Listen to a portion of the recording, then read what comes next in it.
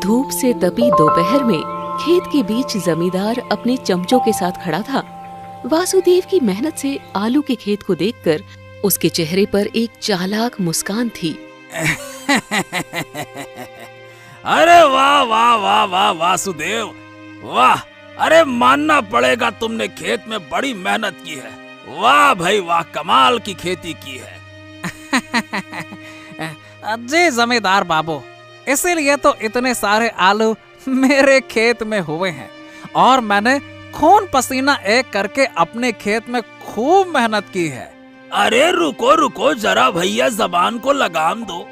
पहली बात तो ये कि जो तुम बार बार इसे अपना खेत कह रहे हो ना, ये कहना छोड़ दो। ये तुम्हारा खेत था, पर जब तक तुम मुझसे लिया हुआ कर्ज नहीं चुका देते, ये खेत मेरा है। जी जी जी जी जी जी मालिक, मुझसे भूल हो गई। अच्छा मालिक, मेरा मतलब है कि आपके इस खेत में इतनी अच्छी फसल हुई है, आप चिंता ना करें। इस फसल को मैं अभी बाजार जाकर बेच आता हूँ और आपको आपके पैसे चुका देता हूँ। ठीक है ना मालिक? फिर तो उसके बाद ये खेत मेरा हो जाएगा। हाँ, उसके बाद ये खेत तेरा हो जाएगा। वाह वाह वाह रे वासुदेव, बड़ा चतुर समझता है खुद को। तुझे पता भी है कि बीज बोने के लिए तू मुझसे वापस से फसल के नाम पर कर्ज ले गया था। बोल, याद है कि नहीं याद है? हाँ मालिक, मुझे याद है ना, मैं सारा कर्ज चुका दूंगा। अरे एक मिनट रुक जा भैया, पहले हिसाब किताब तो समझ ले। तुझे ये बराबर याद है ना कि तूने मुझसे 2-2 बार कर्ज लिया है, पर तू ये बात भूल गया कि साथ ही साथ तूने एक कागज पर अंगूठा लगाया था। बोल, लगाया था कि नहीं लगाया था? हाँ जमींदार बाबू, मुझे बहुत अच्छी तरह से याद है। आपने कहा था कि ये कर्ज के कागजात हैं, दनादन अंगूठा लगा दो। हमने लगा दिया। हाँ, बिल्कुल सही बात है। अब जैसा कि तूने कहा था कि तू कर्ज के बदले मुझे अपनी फसल की पैदावार देगा और उसी को मैं कर्ज और सूद के रूप में लेकर कर्जा माफ कर दूंगा। बोल, कहा था कि नहीं कहा था? हाँ, मतलब मैं भूल गया था जमींदार बाबू।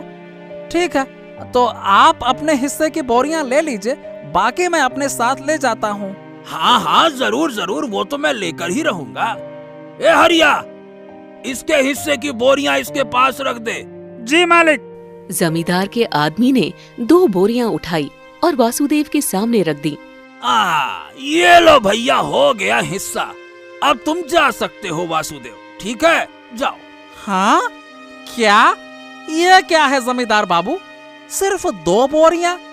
मगर मेरे जमीन में तो बहुत पैदावार हुई है, लेकिन ये तो सिर्फ 2 बोरियां हैं। ज्यादा चतुर बनने की जरूरत नहीं है। तूने जिस कागज पर अंगूठा लगाया था, उसमें ये साफ साफ लिखा हुआ था कि तूने जो फसल उगाने के लिए नया कर्ज मुझसे लिया है, उसके बदले में तू मुझे अपनी सारी पैदावार सूद और मूलधन के रूप में देगा। हाँ, और उसके बदले में तू सिर्फ 2 बोरियां ही घर ले जाएगा। याद कर ले भैया, यही उस कागज में लिखा हुआ है और वही मैं कर रहा हूँ। ए भैया, ये जमींदार जग्गा का काम है, जग्गा का। सब काम लिखित में होता है, लिखित में। चाहे तो तू ये कागज ले जाकर मुखिया के पास जाके पूछ ले। तुझे पढ़ना नहीं आता तो तेरी गलती है, लेकिन मैं जो करता हूँ लिखित में करता हूँ, डंके की चोट पे करता हूँ। अब बोल। जमींदार साहब, मगर मैंने ऐसी 2 बोरियों वाली मांग तो आपसे कभी नहीं की थी। इस गरीब पर थोड़ा रहम करे मालिक, रहम करे। अरे 2 बोरी आलू लेकर मैं अपनी अगली फसल तक कैसे जिंदा रहूंगा? मुझ पर दया करे जमींदार बाबू, मेरी बीवी, मैं दोनों भूखे मर जाएंगे। चल हट यहाँ से। एक तो खुद शर्त रखता है और फिर अपनी बात से मुकरता है। जा यहाँ से, नहीं तो मेरे आदमी तुझे घर जाने लायक नहीं छोड़ेंगे।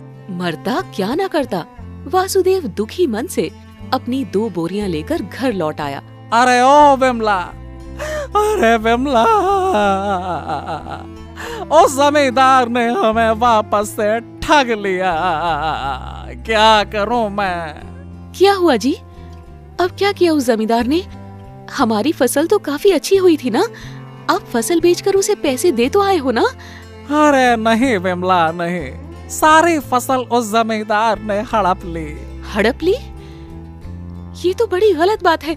चलिए, हमें गांव के मुखिया के पास जाना चाहिए। अरे कोई फायदा नहीं विमला, कोई फायदा नहीं।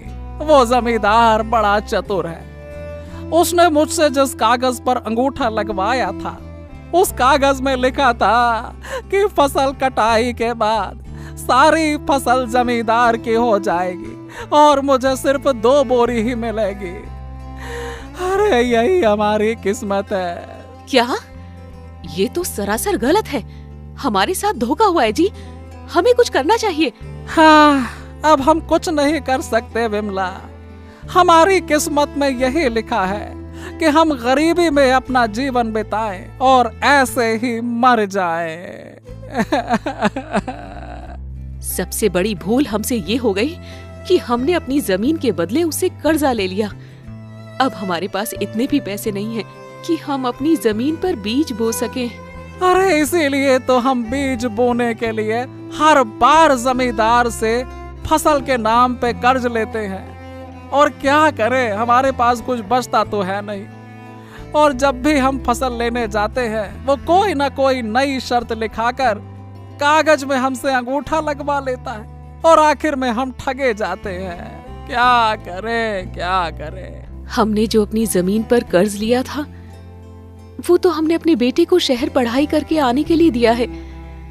कुछ ही दिनों में वो लौटकर आने वाला है। मुझे जरूर उम्मीद है कि हमारा बेटा जरूर हमारी सारी तकलीफ दूर कर देगा। हाँ, मुझे भी यही उम्मीद है अपने बेटे से, अपने पुत्र से। बस वो हमारे पास वापस लौट आए। अरे जमींदार को ये नहीं पता कि हमने अपनी जमीन गिरवी रख के जो उससे कर्ज लिया था, वो हमारे बेटवा को पढ़ाने के लिए लिया था। नहीं तो वो ससुरा हमें कर्ज देता क्या? वो तो बड़ा चतुर है, एक पैसा नहीं देता बेटा को पढ़ाने के लिए। हाँ, उसे तो यही लगता है कि वो शहर मजदूरी करने गया है। हाँ विमला, छोड़ो जी, अब पछता कर क्या फायदा।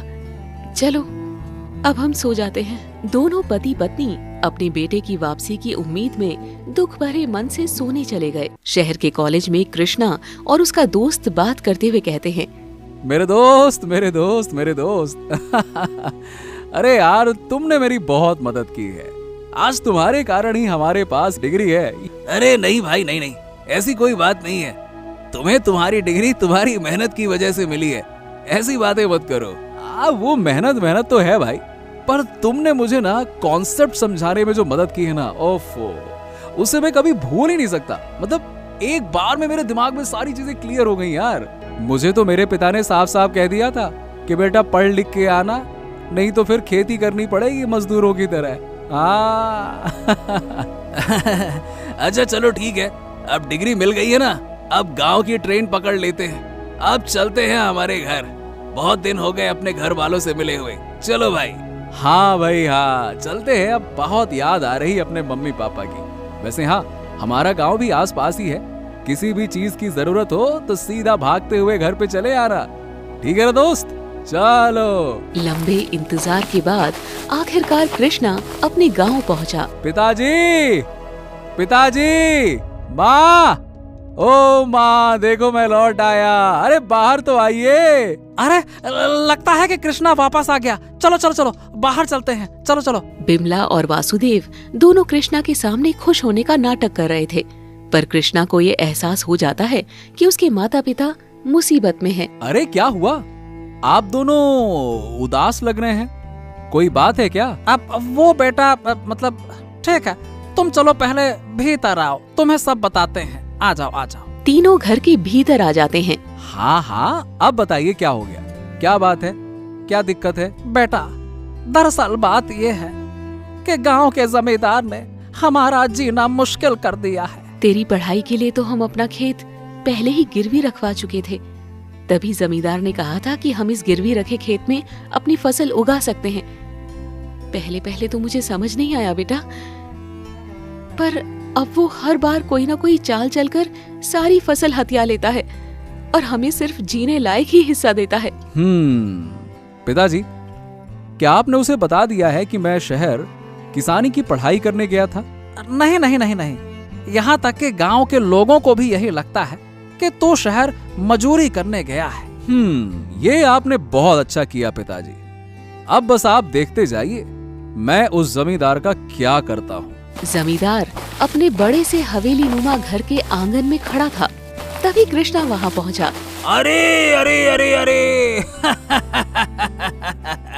कृष्णा, आओ आओ आओ भैया, आओ आओ। लगता है कि तुम भी अपने गांव लौट आए हो। बहुत बढ़िया, बहुत बढ़िया, वाह वाह वाह। देखकर तुम्हें दिल खुश हो गया, अच्छा लगा, बहुत बढ़िया। वो क्या है ना कि मैं और पिताजी मिलकर काम करेंगे तो ज्यादा अच्छे से फसल उगा पाएंगे, है ना जमींदार साहब? हाँ बिल्कुल सही बेटा, बिल्कुल सही, बिल्कुल सही, ये तुमने सही कहा। वैसे तुम तो शहर मजूरी करने गए थे ना, फिर अचानक वापस गांव क्यों लौट आए? अब क्या बताऊं जमींदार बाबू, कुछ लोग इतने मतलबी होते हैं ना कि सिर्फ अपना स्वार्थ देखते हैं और अपने आप को चतुर समझकर भोले भाले गरीबों का शोषण करते हैं। क्या क्या मतलब है? कहना क्या चाहते हो? अरे मैं तो ये कहना चाहता हूँ जमींदार बाबू कि मैं जहाँ काम करता था, अरे वो मालिक बड़ा मतलबी था। अरे मुझसे दिन भर काम करवाता, अरे खूब काम कराता और मुझे 2 वक्त का खाना बस दे देता। खाओ काम करो, खाओ काम करो, खाओ काम करो। अरे मैं शहर पैसे कमाने गया था या फिर 2 वक्त का खाना खाने? हाँ भैया कृष्णा, ये बात तुमने सही कही। इससे अच्छा तो हमारा गांव ही है। अब भाई मुझे ही देखो, कितने लोग अपना खेत हमारे पास गिरवी रखते हैं, मैंने कभी उस पे अपना हक नहीं जताया। जिसका खेत है भैया वही खेती करे, वही उगाए, है ना? और ऊपर से मैं तो और पैसे देता हूँ खेती करने के लिए। ले जाओ भैया, अच्छे से मन लगा के खेती करो। हाँ जमींदार बाबू, इसीलिए तो मैं आपके पास आया हूँ। पिताजी ने कहा था कि आप इतने दयालु हैं कि खेती के लिए भी पैसे अलग से उधार देते हैं। हाँ हाँ, तुम्हारे पिता ने बिल्कुल सही कहा है कृष्णा। तो जमींदार बाबू, अगली फसल के लिए मुझे कर्ज दे दीजिए ना। अरे हाँ हाँ बिल्कुल ठीक है बेटा, मैं तुम्हें कर्ज दे दूंगा। पर क्या तुम्हें खेती के बारे में कुछ पता भी है कि नहीं है? नहीं नहीं, मुझे तो खेती का खा भी नहीं आता है।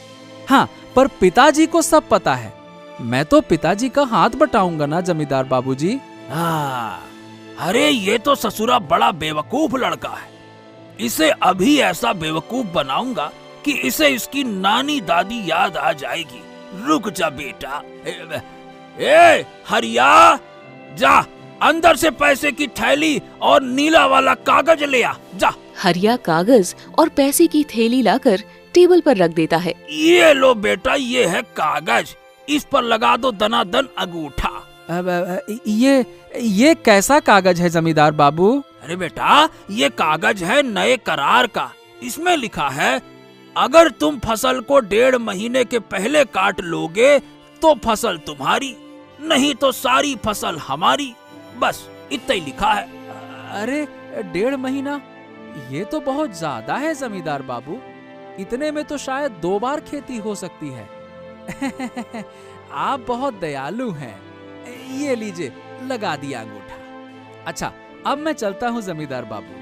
हाँ हाँ ठीक है ठीक है, जाओ भैया, आराम से जाओ। और जमींदार उसे पैसे की पोटली दे देता है। कृष्णा वहाँ से चला जाता है। अरे कितना बेवकूफ लड़का है, ये तो बेवकूफी में अपने बाप को भी पीछे छोड़ देगा। अरे ऐसी कौन सी फसल है जो 1.5 महीने में पैदा कर लेगा? इसके पहले तो इनके हाथ में 1-2 बोरी आ जाती थी फसल की। ससुरा, इस बार तो कुछ भी नहीं आएगा, रह जाएगा ठन ठन गोपाल। कृष्णा पैसे की पोटली लेकर घर पहुंचा। उसके चेहरे पर एक अजीब सी चमक थी। माँ, बाबूजी, बड़ी अच्छी खबर है। क्या हुआ बेटा? जमींदार से मिलने गया था ना? क्या कहा उन्होंने? अरे माँ, बिल्कुल, जमींदार साहब ने हमें एक मौका दे दिया है। हाँ। कैसा मौका बेटा? उन्होंने एक शर्त रखी है, अगर हम 1.5 महीने में फसल काट लें तो सारी फसल हमारी होगी। और अगर नहीं कट पाई तो? तो सारी फसल उनकी होगी, और क्या। हे भगवान, ये क्या कराया तू?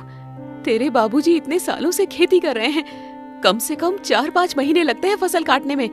दिन रात की मेहनत के बाद भी इतना समय लगता है। अरे, शहर में पढ़ लिख कर आया है तो क्या खेती किसानी का सारा ज्ञान भूल गया है क्या? अरे 1.5 महीने में कौन सी फसल होगी? पागल हो गया है क्या? इसीलिए पढ़ाया लिखाया था तुझे कि तू कुछ भी करके आ जाएगा। अरे बाबूजी, माँ जी, आप थोड़ा शांत तो हो जाइए। अरे मेरी बात तो सुन लीजिए एक बार।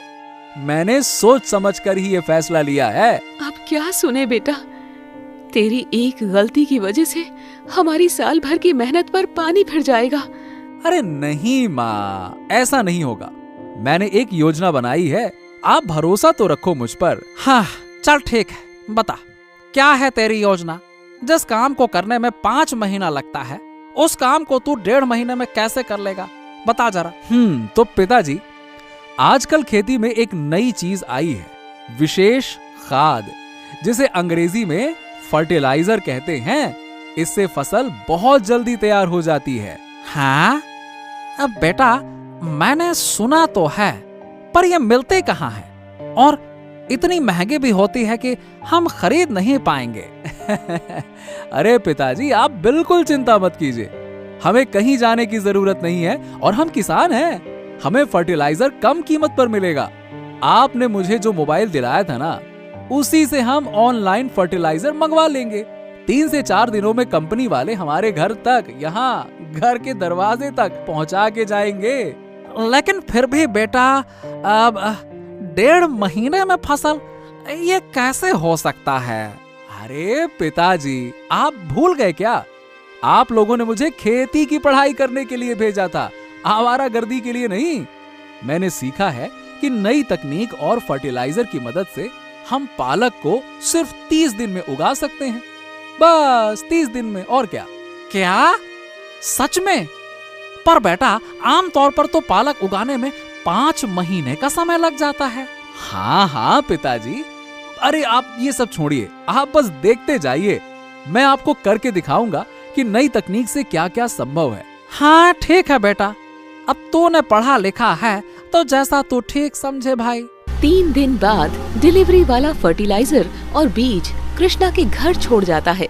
हाँ, अब इस फर्टिलाइजर और बीजों को जल्दी से घर के भीतर रखवा देता हूँ, इस पर जमींदार की कहीं नजर न पड़ जाए। कृष्णा ने जल्दी जल्दी सारी बोरियों को घर के अंदर रखवाया। अरे बेटा, चल इन बीजों को बो आते हैं और ये खाद भी डाल आते हैं। अरे नहीं पिताजी, अभी हम सिर्फ बीज बोएंगे। इस खाद को हम रात के अंधेरे में डालेंगे ताकि इस पर जमींदार या उसके आदमियों की नजर ना पड़े। कृष्णा के चेहरे पर चिंता और सतर्कता के भाव थे। वो जानता था कि अगर जमींदार को इस नई तकनीक का पता चल गया तो बड़ी मुसीबत हो सकती है। कृष्णा खेत में जाकर पालक के बीजों को बोने लगा। इतने में जमींदार वहाँ आ पहुँचा। क्या रे कृष्णा, कौन सी फसल लगा रहा है? मैं पालक की फसल लगा रहा हूँ जमींदार जी। अरे वासुदेव, तेरा बेटा तो तुझसे भी बड़ा मूर्ख निकला। क्या तुझे पता भी है कि इसने क्या किया है? इसने मुझसे जो पैसे लिए हैं ना, उसके बदले ये शर्त रखी है कि अगर 1.5 महीने में फसल की कटाई नहीं किया तो भैया सारी फसल मेरी हो जाएगी। अब बताओ, कितना बड़ा बेवकूफ है तेरा लड़का। इतना भी नहीं पता कि 1.5 महीने में कोई फसल हो ही नहीं सकती है, ये सारी बात सुनने के बाद भी वासुदेव जमींदार को कोई जवाब नहीं देता है। वो बस जमींदार को देखकर रहस्यमयी तरीके से मुस्कुराता रहता है। लगता है कि तू भी अपनी बेटे की तरह पगला गया है। खैर छोड़ो, मुझे तुम जैसों के मुंह ही नहीं लगना है। मैं तो चला भैया। इतना कहकर जमींदार वहाँ से चला जाता है। देखते देखते 1.5 महीना बीत जाता है। जमींदार अपने घर में अपने नौकरों से बात कर रहा था। अरे ओ हरिया, जी मालिक। हाँ, आज पूरा 1.5 महीना बीत गया है। एक काम करो, जाओ मुखिया और बाकी गांव वालों को भी वासुदेव की जमीन के पास इकट्ठा कर लो। आज वासुदेव और उसके बेटे कृष्णा का भर भर के मजाक बनाऊंगा। ससुरे कहीं के 1.5 महीने में फसल करने चला था, बड़ा आया। जी मालिक। हरिया जमींदार की आज्ञा मानने के लिए चल पड़ता है। सभी लोग वासुदेव के खेत के पास पहुंचे और फसल को देखकर दंग रह गए। पूरा खेत पालक के सुंदर पत्तों से भरा हुआ था। हैं? ये सब कैसे हो गया? इतने कम दिन में इतनी अच्छी पैदावार, ये क्या चक्कर है भाई? मैंने विशेष खाद यानी फर्टिलाइजर का प्रयोग किया था। जमींदार को बड़ा गुस्सा आ रहा था, पर उसने अपने गुस्से को काबू किया। ओहो, वाह वाह वाह वाह, तुम तो बहुत बुद्धिमान हो कृष्णा। वाकई में ये तो तुमने करिश्मा करके दिखा दिया। बहुत बढ़िया, शाबाश। आज पहली बार जमींदार अपनी शर्त हारा था। उसके चेहरे पर बहुत गुस्सा था, लेकिन उसके शातिर दिमाग में एक नई तरकीब आई। वाह वाह कृष्णा, वाह वाह भाई, तुमने तो कमाल कर दिखाया। सच कहूँ तो मैंने तो तुम्हें कम आंक लिया था। बहुत बढ़िया, बहुत बढ़िया। जमींदार ने सबके सामने एक नई चाल चली। अब जैसा कि तुम जानते हो कि तुम्हारे खेत को तुम्हारे पिता ने मेरे पास गिरवी रखा है, तो मैं पूरे गांव के सामने तुम्हें एक अवसर देना चाहता हूं कि अगर तुम मेरी शर्त को पूरा करोगे तो मैं तुम्हारे खेत तुम्हें वापस कर दूंगा और सारा कर्जा भी माफ कर दूंगा। सबके सामने बोल रहा हूँ। हाँ ठीक है, कहिए, आपकी जो भी शर्त है मुझे मंजूर है जमींदार बाबू, कहिए। हाँ तो ठीक है, हरिया, वासुदेव और कृष्णा के कागज पर अंगूठा ले ले। वासुदेव और कृष्णा कागज पर अंगूठा कर देते हैं। जमींदार बाबू, शर्त क्या है वो तो बताइए। हाँ, तो शर्त ये है कि तुम जो फसल उगाओगे उसमें जमीन के 1 फुट नीचे की फसल मेरी और 2 फुट ऊपर की फसल भी मेरी। अब अगर तुम बाकी बची हुई फसल को बेचकर ज्यादा मुनाफा बनाते हो तो मैं तुम्हारी जमीन वापस कर दूंगा, सीधी बात है। और अगर नहीं कर पाए तो फिर भैया भूल जाना अपनी जमीन फिर। हाँ। जमींदार की इस शर्त को सुनकर सभी गांव वाले एक दूसरे की तरफ देखने लगे। है जमींदार बाबू, मेरे बेटे से गलती हो गई, उसे माफ कर दीजिए। ये भला कैसे संभव है कि नीचे और ऊपर की फसल आपकी हो और बाकी पैदावार को बेचकर हम ज्यादा पैसे कमा लें? अरे माफ कर दीजिए और इस शर्त को वापस ले लीजिए। ये तो असंभव शर्त है। नहीं नहीं नहीं नहीं भैया, बिल्कुल नहीं। एक बार तुमने कागज पर अंगूठा लगा दिया तो लगा दिया, अब ये वापस नहीं हो सकता। सोच लो अब। हे भगवान, हम तो बुरी तरह से फंस गए। मैंने जितना सोचा था ये जमींदार तो उससे भी ज्यादा चतुर निकला। अच्छा ठीक है भाई, तो अब तुम लोग फसल की तैयारी करो, मैं चलता हूँ। और हाँ, फसल का समय 5 महीना ही है। इस बार जितना समय चाहिए उतना समय लो। आप सच में बहुत दयालु हैं जमींदार बाबू। बस आपसे मेरी एक विनती है कि आप मेरी भी एक शर्त मान लें। अच्छा, क्या शर्त है, बताओ। इन 5 महीनों में आप या आपका कोई नौकर हमारे खेत को नहीं देख सकता। मतलब आप यहाँ 5 महीने तक आएंगे ही नहीं। हाँ हाँ, जरूर जरूर, मैं इस शर्त को मानता हूँ। ठीक है, जैसा तुम कहो। जमींदार को लगा कि कृष्णा की ये शर्त उसकी जीत को और भी आसान बना देगी। कृष्णा और वासुदेव घर आ जाते हैं। अरे बेटा, ये तूने कैसी शर्त मान ली? जमीन के भीतर 1 फुट और जमीन के ऊपर 2 फुट। इसके बाद तो हमारे हाथ कुछ बचेगा ही नहीं, तो बेचेंगे क्या? अरे पिताजी, आप चिंता ना करें। अभी हमारे पास 5 महीने हैं। इन 5 महीनों में हम जरूर कुछ ना कुछ कर लेंगे।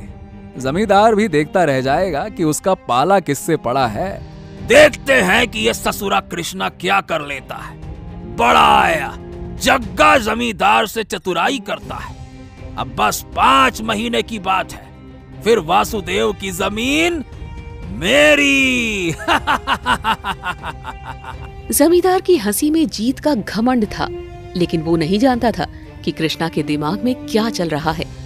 देखते देखते 5 महीने बीत गए। सारे गांव वाले वापस से एकत्र हुए। वो जानना चाहते थे कि शर्त का विजेता कौन है। अरे अरे अरे, ये तुमने अपने खेत को ढक काहे रखा है? अरे काहे का तुम्हारा खेत? अब तो ये खेत मेरा हो गया। मेरी शर्त के आगे तुम कुछ नहीं कर सकोगे, ये तो मुझे पहले ही पता था। ओ वासुदेव, अब समझ में आया कि अपने बेटे के ऊपर तूने बेकार में ही विश्वास किया।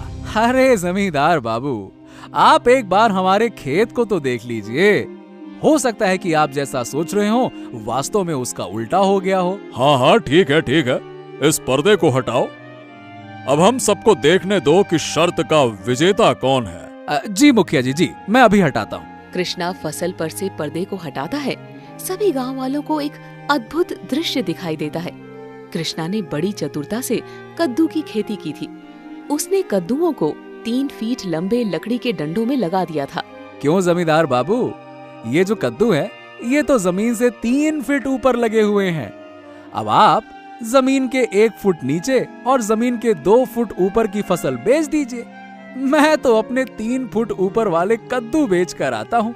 देखते हैं किसके पास ज्यादा धन आता है। सभी गांव वाले कृष्णा की चतुराई पर मुस्कुरा रहे थे। जमींदार का चेहरा शर्म से लाल हो गया। जमींदार की हार से उसका अहंकार चूर चूर हो गया। अरे बड़ा चतुर बनता है ना तू। रुक जा, तुझे तो मैं ऐसा सबक सिखाऊंगा कि ये गांव वाले तेरे पूरे परिवार को इस गांव से धक्के देकर बाहर निकाल देंगे। हाँ। अरे वाह वाह वाह वाह वाह कृष्णा, वाह वाह, तुम तो बड़े बुद्धिमान हो। बहुत बढ़िया भैया, बहुत बढ़िया। मैं गांव वालों सुनो ध्यान से। भाई मैं अपनी हार स्वीकार करता हूँ और इस खेत को तुम्हारे नाम करता हूँ। भाई जिसने बुद्धिमानी दिखाई है, जिसने शर्त जीती है, वाहवाही तो उसकी बनती है। हाँ, तो आज मैं तुमसे बड़ा प्रभावित हुआ हूँ कृष्णा, और इसी खुशी में आज शाम को अपने घर में एक छोटी सी दावत, ध्यान से सुनो, अपने घर में एक छोटी सी दावत गांव के सभी मर्दों को देता हूँ। आप सभी मेरे घर पे जरूर आइएगा, ठीक है ना? हाँ।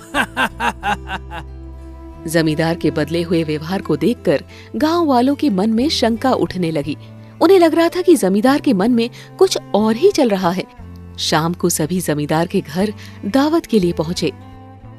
जमींदार बाबू, हम सब तो आ गए, पर यहाँ तो खाने का प्रबंध, मेरा मतलब है कि दावत जैसा तो कुछ नहीं लग रहा। अरे काहे की दावत? अरे ओ हरिया, जाकर दरवाजे पे खड़े हो जा। आज किसी को बाहर मत जाने देना, जा।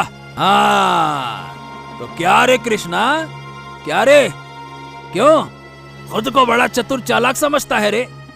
तू मुझसे ठगी करेगा? अरे जग्गा जमींदार से ठगी करेगा। कैसी ठगी जमींदार बाबू? आपने जो शर्त रखी थी उसने तो सिर्फ उसे पूरा किया है, इसमें ठगी क्या है? मैं देख रहा हूँ कि इस कृष्णा की वजह से तुम गांव वाले अब मेरे सामने बोलने की हिम्मत करने लगे हो। रुक जाओ, तुम सबको अभी मजा चखाता हूँ।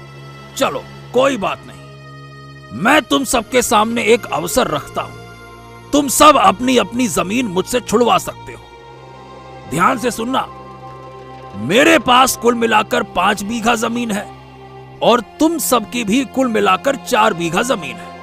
तुम सब मिलकर अपनी जमीन पर खेती करो और मैं अपने नौकर से अपनी जमीन पर खेती करवाऊंगा। अगर तुम्हारी फसल मेरी फसल से ज्यादा दामों में बिकी तो मैं तुम सब की जमीनों को कर्ज मुक्त कर दूंगा और अपनी जमीन को भी तुम्हारे नाम कर दूंगा। लेकिन अगर मेरी फसल तुम्हारी फसल से ज्यादा दामों में बिकी तो तुम सब की जमीन मेरे नाम हो जाएगी। नहीं नहीं नहीं जमींदार बाबू, हमें ये बिल्कुल मंजूर नहीं है। मैं बाकी लोगों की जमीनों को खतरे में नहीं डालना चाहता।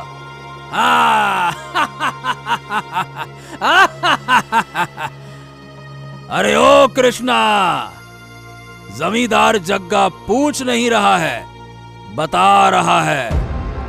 ए हरिया, इन सब के जबरदस्ती कागज पर अंगूठा लगवा ले।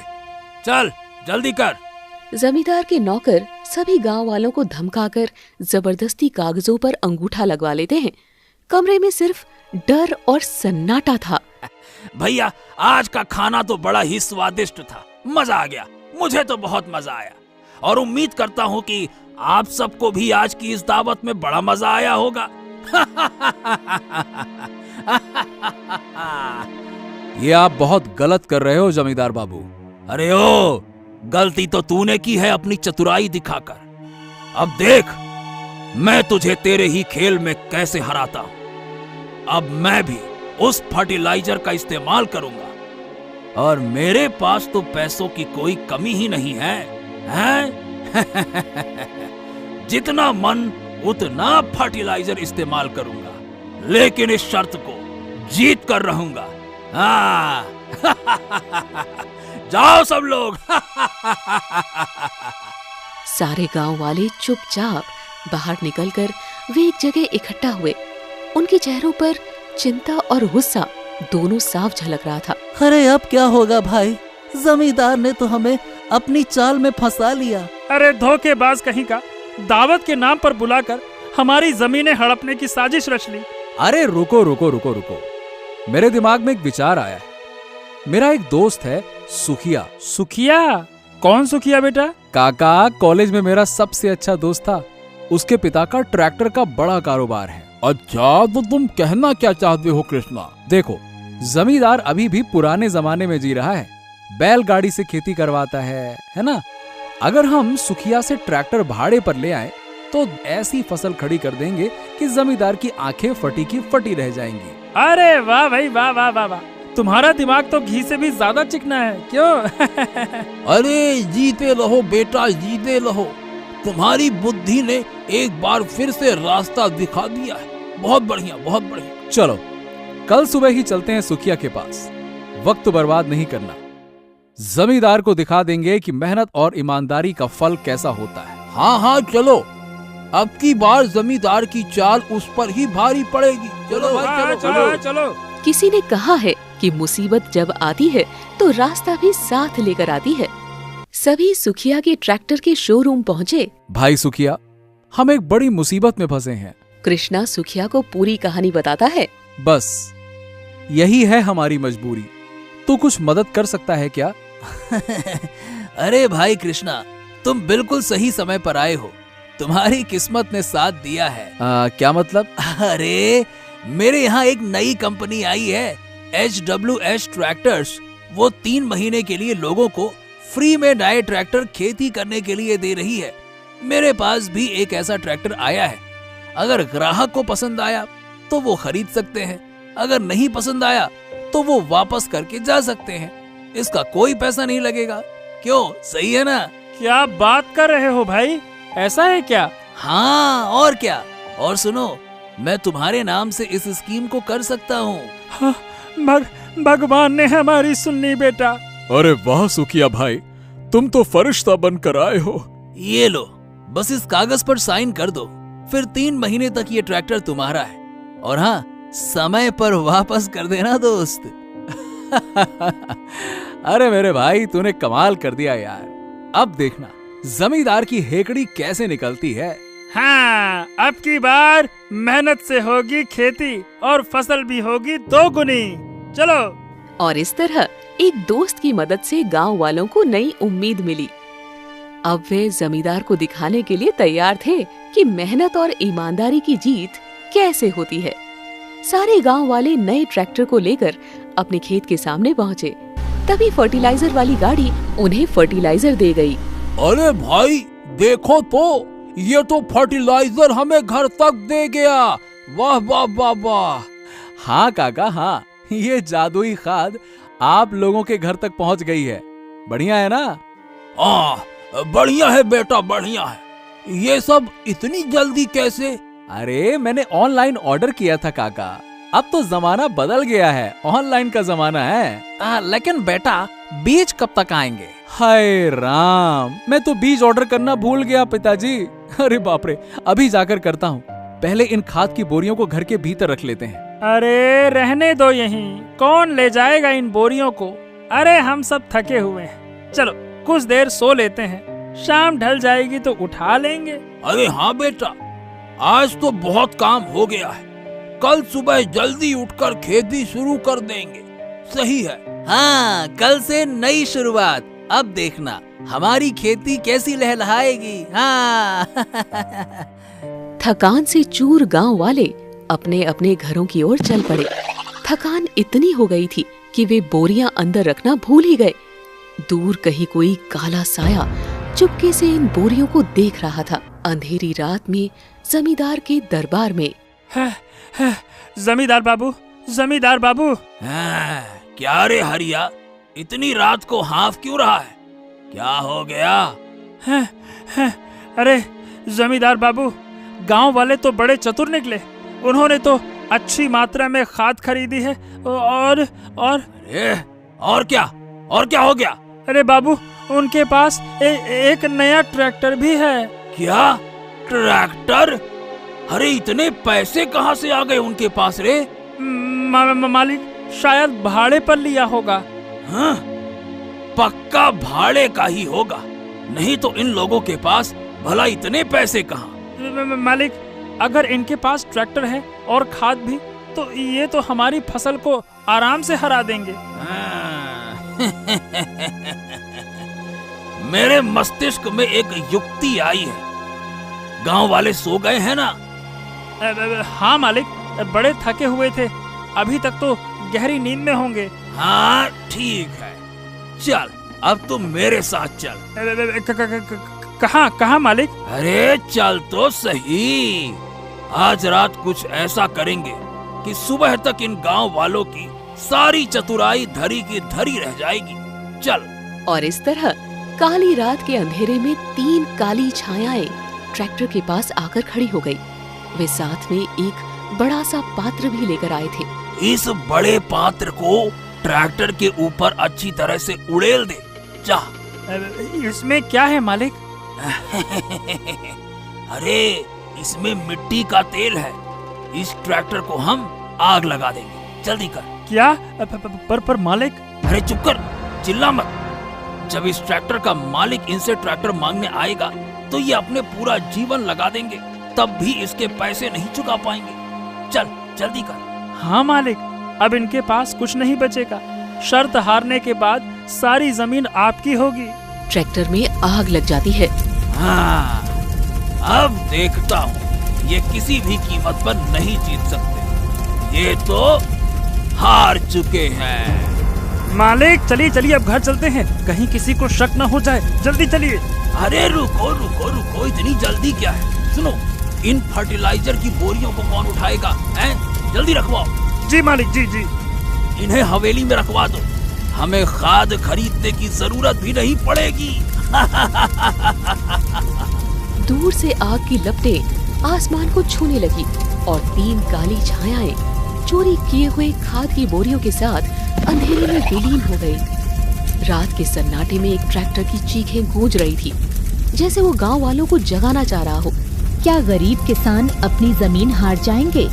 क्या बेईमानी की होगी जीत, या फिर कहानी लेगी एक ऐसा मोड़ जो हर किसी को चौंका देगा? चलिए दोस्तों, अगले भाग की एक छोटी सी झलक देख लेते हैं।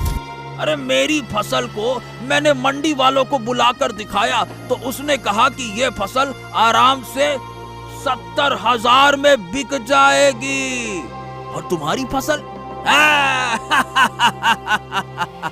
उसके तो कोई 20,000 भी नहीं मिलेंगे भैया। अब तो सब भाई मेरा है, सीधी बात है। तभी उस जगह सुखिया एक अंग्रेज व्यक्ति के साथ आता है। उसकी आंखें जले हुए ट्रैक्टर पर पड़ी। हाँ हाँ हाँ, कृष्णा भाई, अरे ये क्या हो गया? सुखिया भाई, हम इसे इस जगह पे पार्क करके घर गए थे अंदर सोने, और जब आहे तो ये जला हुआ मिला। भाई भाई ये 10 लाख रुपए का था यार। क्या 10 लाख का? ठीक है भाई, मैं कुछ भी करके तुम्हारे पैसे दे दूंगा, लेकिन ये मत सोचना कि मैंने तुम्हारे पैसे खा लिए हैं। वाह रे वाह वाह वाह वाह, देखो तो सही इनका नाटक नौटंकी। दोस्तों, अगर आप भी जानना चाहते हैं कि आगे क्या होगा, तो अभी ओर्ज टून्स चैनल को सब्सक्राइब कर लीजिए। बेल आइकन को दबाना मत भूलिएगा ताकि अगला भाग सबसे पहले आप तक पहुंचे। मिलते हैं अगले भाग में बहुत जल्द।